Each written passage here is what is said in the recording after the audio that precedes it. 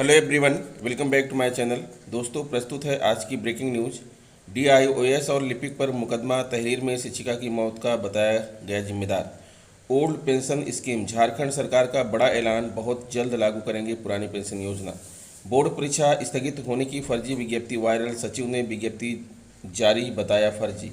अध्यापकों से booth level अधिकारी बीएलओ पद का कार्य लेने पर रोक, राज्य सरकार से 3 सप्ताह में मांगा जवाब।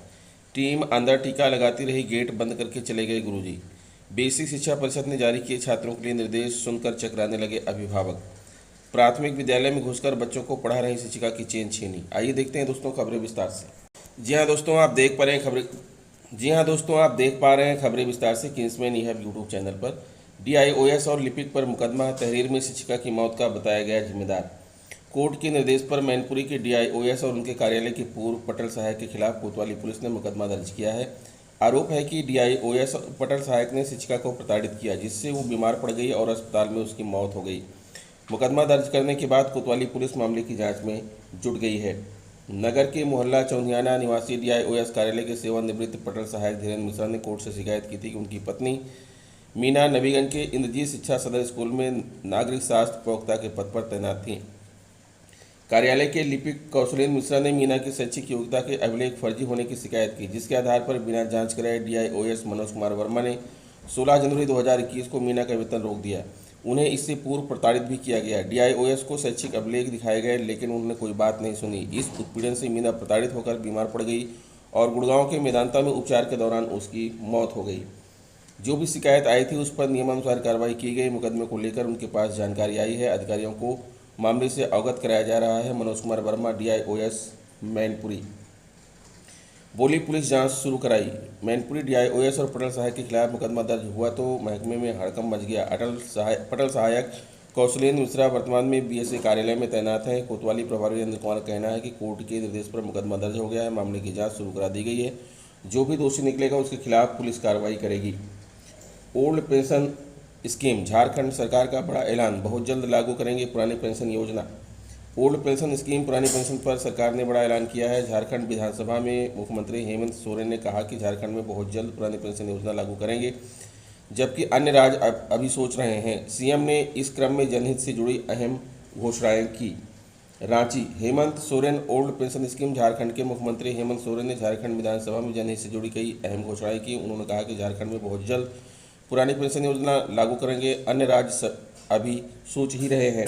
उन्होंने यह भी कहा कि झारखंड के पारा शिक्षकों की तरह अन्य अनुबंध कर्मियों की समस्याओं का भी समाधान जल्द होगा। कहा, पिछली सरकार पारा शिक्षकों को कोड़ समझती थी, वर्तमान सरकार ने 60 साल तक सेवा स्थायी की। सहायक अध्यापक का नाम दिया। विधायक फंड की राशि बढ़ाकर 4 करोड़ से 5 करोड़ की जाएगी। बोर्ड परीक्षा स्थगित होने की फर्जी विज्ञप्ति वायरल, सचिव ने विज्ञप्ति जारी कर बताया फर्जी। प्रयागराज हाईस्कूल की गृह विज्ञान की परीक्षा शनिवार को प्रथम पाली में हुई। इसमें 1815 ने पेपर छोड़ दिया। कुल 21,316 विद्यार्थी पंजीकृत थे। मात्र 19,501 उपस्थित हुए। प्रथम पाली में ही इंटरमीडिएट की उर्दू, गुजराती, पंजाबी, बांग्ला, मराठी, आसामी, उड़िया, कन्नड़, सिंधी, तमिल, तेलुगु, मलयालम और नेपाली की भी परीक्षा कराई गई। इसके लिए कुल 806 विद्यार्थी पंजीकृत थे। इनमें से 728 विद्यार्थी परीक्षा में शामिल हुए। तीसरे दिन भी किसी केंद्र पर नकल का मामला प्रकाश में नहीं आया।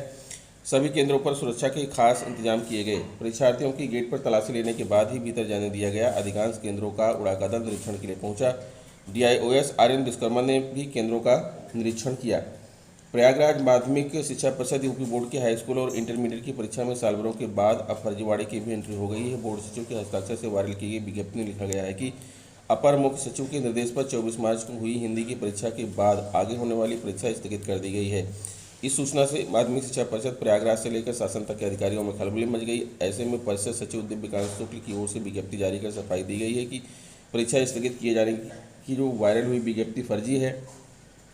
बोर्ड की परीक्षाएं पूर्व में निर्गत कार्यक्रम के मुताबिक यथावत हो रही हैं। बोर्ड सचिव की ओर से शनिवार को जारी की गई विज्ञप्ति में स्पष्ट किया गया कि कतिपय अराजक तत्वों द्वारा माध्यमिक शिक्षा परिषद सचिव प्रयागराज के फर्जी हस्ताक्षर तैयार कर बोर्ड परीक्षा स्थगित किए जाने के संबंध में भ्रामक विज्ञप्ति प्रसारित की गई।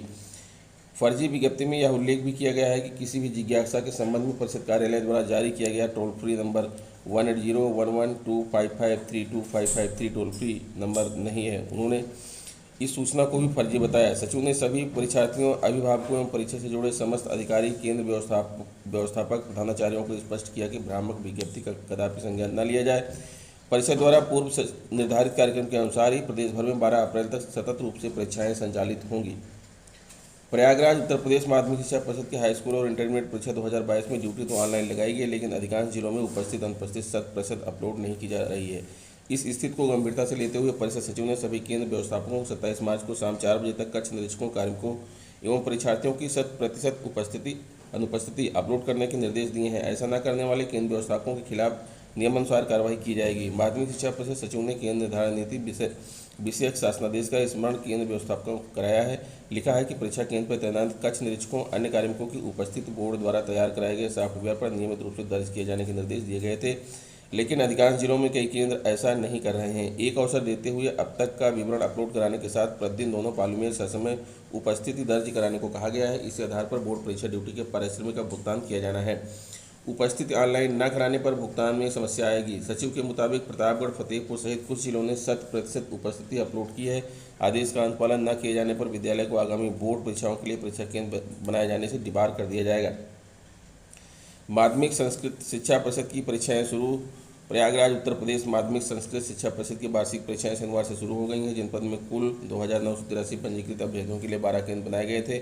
कहीं भी कोई नकलची नहीं पकड़ा गया। पहले दिन पहली पाली में सुबह 8 से 11:15 बजे तक प्रथमा में संस्कृत प्रथम, पूर्व मध्यमा में अनिवार्य संस्कृत प्रथम, मानविकी वर्ग में अनिवार्य संस्कृत प्रथम, विज्ञान वर्ग में अनिवार्य संस्कृत प्रथम, वाणिज्य वर्ग में अनिवार्य संस्कृत प्रथम की परीक्षा हुई। दूसरी पाली में 2 बजे से 5:15 बजे तक पूर्व मध्यमा प्रथम में अनिवार्य संस्कृत प्रथम, मानविकी वर्ग में अनिवार्य संस्कृत प्रथम, विज्ञान वर्ग में अनिवार्य संस्कृत प्रथम तथा वाणिज्य वर्ग में अनिवार्य संस्कृत प्रथम की परीक्षा हुई। झोंसी स्थित संकीर्तन ब्रह्मचर्याश्रम संस्कृत उच्चतर माध्यमिक विद्यालय में 73 छात्रों ने परीक्षा छोड़ दी। पहली पाली में कुल 119 छात्रों में से 77 छात्र ही परीक्षा में शामिल हुए। प्राचार्य सुधा रानी ने बताया कि दूसरी पाली में 108 परीक्षार्थियों में से 77 छात्र ही परीक्षा में शामिल हुए। सेंट एंथनी गर्ल्स कॉलेज में इंटरमीडिएट की परीक्षा देकर बाहर निकलती छात्राएं। गृह विज्ञान की परीक्षा में नकल पकड़ी गई 3 छात्राएं। ब्यूरो प्रयागराज समानताओं पर आसान माने जाने वाले विषय गृह विज्ञान के हाईस्कूल की परीक्षा में 3 छात्राएं नकल करते पकड़ी गई। इन छात्राओं को रिस्ट्रिकेट कर दिया गया है। उत्तर प्रदेश माध्यमिक शिक्षा परिषद यूपी बोर्ड के तीसरे दिन की परीक्षा में हाईस्कूल और इंटरमीडिएट के कुल 70,207 परीक्षार्थी अनुपस्थित रहे। शनिवार को प्रथम पाली में हाईस्कूल की गृह विज्ञान और इंटरमीडिएट की उर्दू, गुजराती, पंजाबी, बंगला, मराठी, उड़िया, कन्नड़, सिंधी, तमिल, तेलुगु, मलयालम, नेपाली विषय की परीक्षा हुई। इसी तरह दूसरी पाली में इंटरमीडिएट की लेखाशास्त्र नया पाठ्यक्रम वाणिज्य वर्ग के लिए बही खाता तथा लेखाशास्त्र, पुराना पाठ्यक्रम वाणिज्य वर्ग के लिए विषय के लिए परीक्षा संपन्न हुई। यूपी बोर्ड सचिव दिव्यकांत शुक्ल के मुताबिक पहली पाली में पंजीकृत 8,11,121 परीक्षार्थियों में 67,694 अनुपस्थित रहे, जबकि दूसरी पाली में पंजीकृत 57,037 परीक्षार्थियों में से 2,513 परीक्षार्थियों ने परीक्षा छोड़ दी। किसी भी केंद्र पर साल भर पकड़े जाने की तो तीसरे दिन कोई सूचना नहीं रही, लेकिन 3 छात्राएं गृह विज्ञान विषय की परीक्षा में नकल करती पकड़ी गईं। अध्यापकों से बूथ लेवल अधिकारी बीएलओ पद का कार्य लेने पर रोक। राज्य सरकार से 3 सप्ताह में मांगा जवाब। प्रयागराज इलाहाबाद हाईकोर्ट ने सीनियर बेसिक स्कूलों के सहायक अध्यापकों को बूथ लेवल अधिकारी के रूप में तैनात करने पर रोक लगा दी है। राज्य और सरकार से 3 हफ्ते में जवाब मांगा है। यह आदेश न्यायमूर्ति सिद्धार्थ ने अंकित शर्मा और 13 अन्य अध्यापकों की याचिका पर दिया है। याचिका का कहना है कि अनिवार्य शिक्षा कानून 2009 की धारा 27 के अनुसार अध्यापकों से गैर शैक्षणिक कार्य नहीं लिया जाएगा। कुछ अपवाद हैं, जैसे जनगणना, आपदा राहत, स्थानीय निकाय, विधानसभा, लोकसभा चुनाव की ड्यूटी में लगाया जा सकता है। याचिका कहना है कि मतदाता सूची पुनरीक्षण का कार्य चुनाव कार्य में शामिल नहीं है। मतदाता सूची पुनरीक्षण के लिए बूथ लेवल अधिकारी के रूप में तैनात करना अवैध है। साथ ही सुनीता शर्मा केस के फैसले का खुला उल्लंघन है। कोर्ट ने मुद्दा विचारणीय माना और सरकार से जवाब तलब किया कि याचिका की सुनवाई 5 हफ्ते बाद होगी। गोंडा पंडारी कृपाल की बेनिया के आंगनबाड़ी केंद्र में शनिवार को स्वास्थ्य टीम टीकाकरण में व्यस्त थी। इसी बीच दोपहर 3 बजे स्कूल का समय समाप्त होते ही गुरुजी मुख्य गेट बंद करके चले गए। उधर जब स्वास्थ्य टीम कक्षों से बाहर निकली तो मुख्य गेट पर ताला लगा देकर हैरत में पड़ गई। यहाँ गर्भवती और बच्चों को बीमारियों से बचाने के लिए शनिवार को विशेष टीकाकरण दिवस आयोजित था। बाद में अधिकारियों के हस्तक्षेप के बाद शिक्षक ने दोबारा पहुंचकर गेट खोला। बेसिक शिक्षा परिषद ने जारी किए छात्रों के लिए निर्देश सुनकर चकराने लगे अभिभावक। मेरठ परिषदीय विद्यालयों में पढ़ने वाले छात्रों को इस बार नई यूनिफॉर्म, जूते मोजे के लिए धनराशि तभी मिल सकेगी जब वह पुरानी यूनिफॉर्म दिखाएंगे। इसके लिए छात्रों को पूरी यूनिफॉर्म में फोटो पोर्टल पर अपलोड करनी होगी। पुष्ट होने के बाद ही उन्हें नए सत्र के लिए धनराशि मिलेगी। बेसिक शिक्षा परिषद द्वारा यह निर्देश जारी किए गए हैं। इसके बाद ऐसे कई अभिभावकों की मुश्किलें बढ़नी शुरू हो गई हैं जिन्होंने शासन द्वारा दी गई धनराशि का उपयोग यूनिफॉर्म खरीदने में नहीं किया था। सैकड़ों छात्रों ने नहीं खरीदी सामग्री। वित्तीय वर्ष 2021-22 में शासन ने यूनिफॉर्म, जूते मोजे, स्कूल बैग खरीदने के लिए धनराशि आवंटित की थी। प्रत्येक छात्र को शासन द्वारा 1100 रुपये की धनराशि सामग्री क्रय करने के लिए दी गई थी। हालांकि धनराशि मिलने के बाद भी सैकड़ों ऐसे छात्र सामने आए जिनके अभिभावकों ने धनराशि का उपयोग छात्रों के लिए सामग्री क्रय करने में नहीं किया। वहीं ऐसे भी छात्र हैं जिन्हें धनराशि हस्तांतरित ही नहीं हुई। बीएससी योगेंद्र कुमार ने बताया कि इस संबंध में सभी विद्यालयों के शिक्षकों और खंड शिक्षा अधिकारियों को शासन के निर्देशों का पालन करने के लिए कहा गया है।